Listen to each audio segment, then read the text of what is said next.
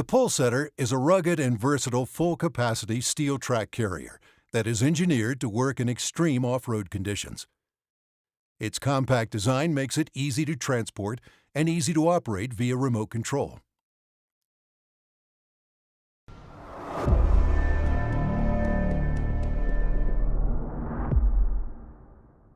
To ensure safe and efficient operation, before starting the Polesetter, conduct a careful walk-around. First, check your safety equipment. Is the fire extinguisher full? Is its locking pin intact? Ensure that all the lights on the Polesetter are functioning. Next, inspect the hydraulic hoses for leaks or abrasions.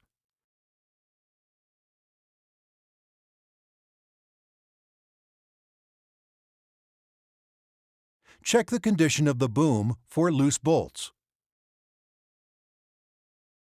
worn brackets, and any other signs of excessive wear. If your Polesetter is equipped with a man bucket, check the mounting for signs of damage. Now check the tracks. Are they in good condition with proper tension? Are they clean and unfrozen? Also check the rollers. Ensure that they are clean and able to spin freely. Check the fluid levels. The Polesetter runs on diesel fuel only. The 40-gallon fuel tank should be at least half full to ensure that the machine will continue running on steep slopes. The hydraulic oil should be clean, and its level should be above the screen found underneath the cap. Also check the antifreeze level. Pull out the engine oil dipstick and check the level. During cold weather operation, on Tier 3 engines and below, the fuel can be cut to a 60-40 mixture with diesel number 1 or kerosene to lower the freeze point and prevent gelling. In the battery box, you'll find the cold weather starting package, which includes 2 batteries, as well as the relay for the glow plugs on the engine. The main power fuses are also located in the battery box. Next, check the accessories. Are the drive wrench and the Kelly bar adapter in place and secure? Check the 25-ton pintle hook hitches on both the front and the back of the unit. Look beneath the frame for the Holy skid plate that can help break suction should the Polesetter get stuck in deep mud. Check the grounding bars located on the Outriggers front and rear.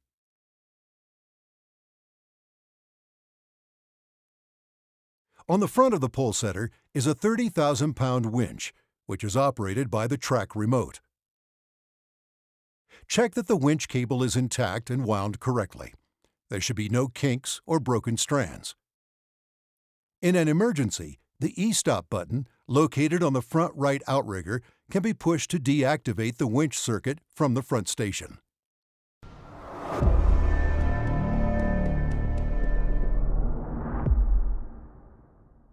The Polesetter's remote control storage box is located within the toolbox. Inside, you'll find 2 remotes, extra batteries, and a charger plug.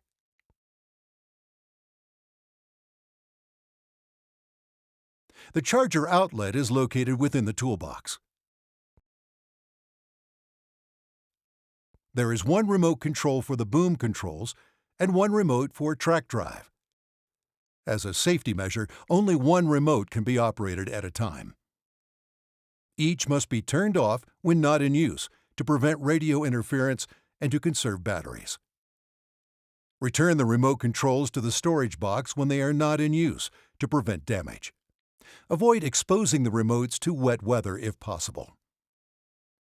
The remote control battery should last 2 to 3 days. Use the batteries completely before recharging. 1 hour of charging time will charge a battery to 3/4 capacity. 2 hours will charge a battery completely. The control box houses the remote control electronics, as well as components for several other Polesetter features. On the front of the control box are 4 controls. The key switch turns the engine on and off. The E-stop button turns off power to the control box and to the engine in the event of an emergency. Select track, off, or boom with the selector switch. The engine speed switch allows the operator to select the engine speed in track mode only. To shut down the Polesetter, turn the selector switch to off, the engine speed switch to low, and the key switch to stop. Then, push the E-stop button. Both the boom and the tracks can be de-energized with the key switch. Inside the control box, you'll find 2 fuse panels.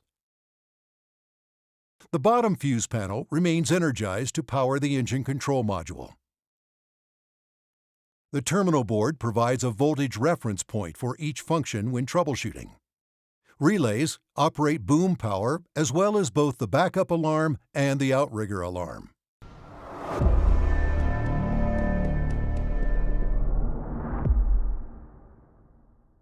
The Polesetter uses AW32 hydraulic oil, which should be stored in a dry place to maintain its dielectric properties. The hydraulic tanks should have positive pressure and should burp when the cap is vented. For cold weather operation, turning on the tank and track heaters is recommended.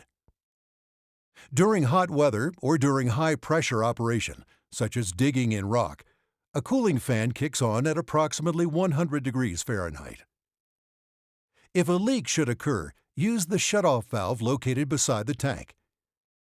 Current machines have one main valve manifold that operates all functions.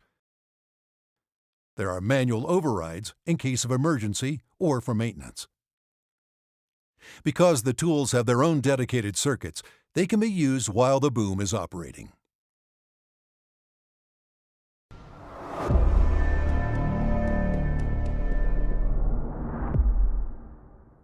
During setup, the Polesetter's tracks should be on the ground at all times. The balance point of the machine is at the center of the tracks. Drive brakes are the spring-lock hydraulic release type. The drive brakes are the only braking mechanism on the Polesetter. Tracks should always be firmly on the ground. Ensure that there is no drift. Good traction is the result of proper track tension. To ensure the correct track tension, observe the sag in the track between the rear roller or drive sprocket and the top carrier roller, or the sag on the forward section of the track. Sag should be 3/4 of an inch from straight. Adjustments can be made with a straight edge and a 10,000-pound grease gun with a high-pressure end fitting. The grease fitting is located in a pocket on the track housing forward of midline.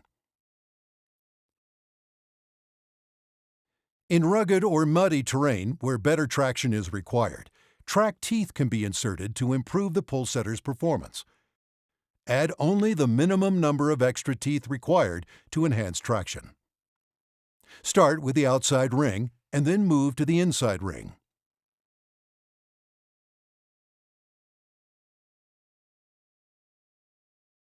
During operation, tracks should be kept clean and free of debris around sprockets and rollers. When operating on snow-covered terrain, tracks often collect snow, and snowballing may occur. This is a dangerous condition that can cause the machine to slide out of control. During cold weather operation below 25 degrees Fahrenheit, turn on the heat to prevent the tracks from freezing. The internal pipe that is welded around the top of the track housing provides heat to the tracks to help prevent freezing and snowballing.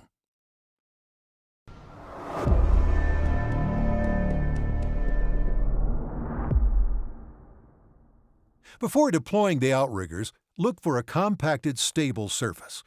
Stay away from trenches, excavations, and signs of poor ground conditions. 2 outrigger control stations are located at the rear of the Polesetter, one on each side of the machine. To operate hydraulic tools, a tool circuit switch is located in the right control station. Lower each outrigger being careful not to lift the tracks off the ground.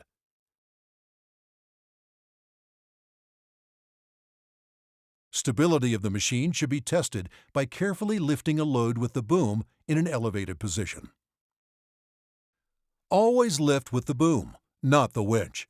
The hydraulic overload protection system protects the boom by repositioning it for better leverage.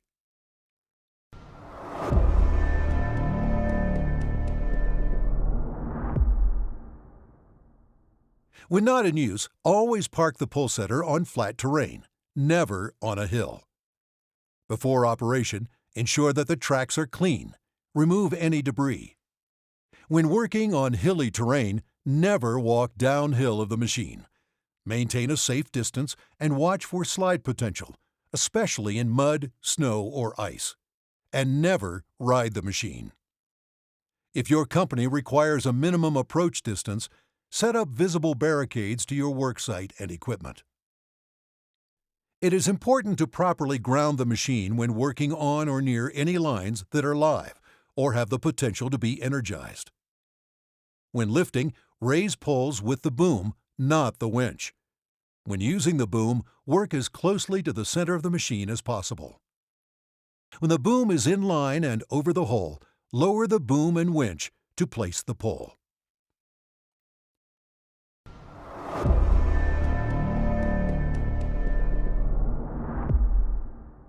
In many cases, the route into the work location will not be the same as the route out of the location. Plan the best route for the machine by walking the proposed path in and out of the worksite. When offloading the Polesetter, keep the truck bed as level as possible and drive the machine straight off with minimal turning. When loading the machine, stand at the rear and line up the tracks with the edge of the truck bed.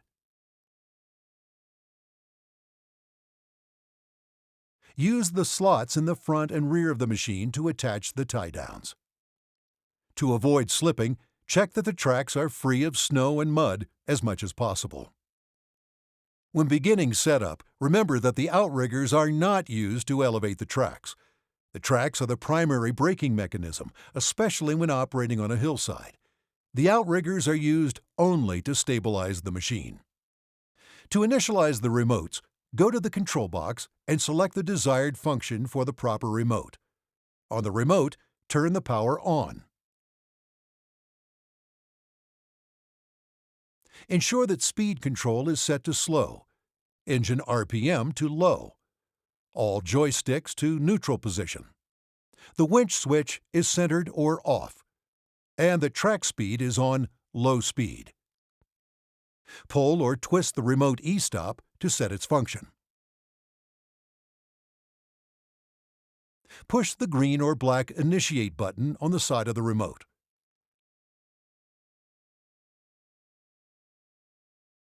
For the boom remote, a siren will sound when it achieves sync. For the track remote, the in-sync status light will illuminate once it is synchronized. Set up the machine with the work downhill. This orientation will prevent boom runoff. Work should be performed along the right side and back of the machine to prevent interference with the hydraulic tank and to ensure that the hydraulic tool circuit reaches the pole location. Keep the load over the machine when rotating the boom. When handling boom loads on a slope, most work situations will have the front of the machine uphill and the work location downhill behind the machine. A pole can be winched into place with the boom winch and cradled with the pole claws, keeping the pole and boom in an elevated position. Rotating the boom in its lowered position can cause damage to the hydraulics and rotation gear if the boom runs off. Raise the boom to its most vertical position. With the load over the machine, rotate the boom until it aligns with the work location and lower the boom to set the pole into place.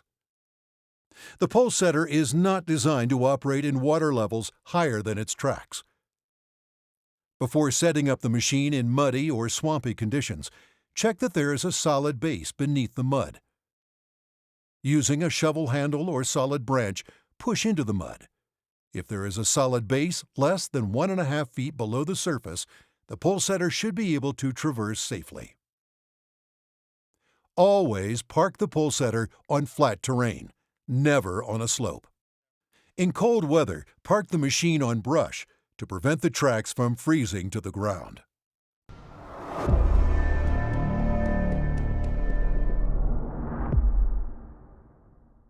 With Polesetter, a small crew can drill holes, set poles, and attach wires, all with one machine. The Polesetter is a powerful, compact machine that, when properly maintained, can operate in rough terrain efficiently and, most importantly, safely.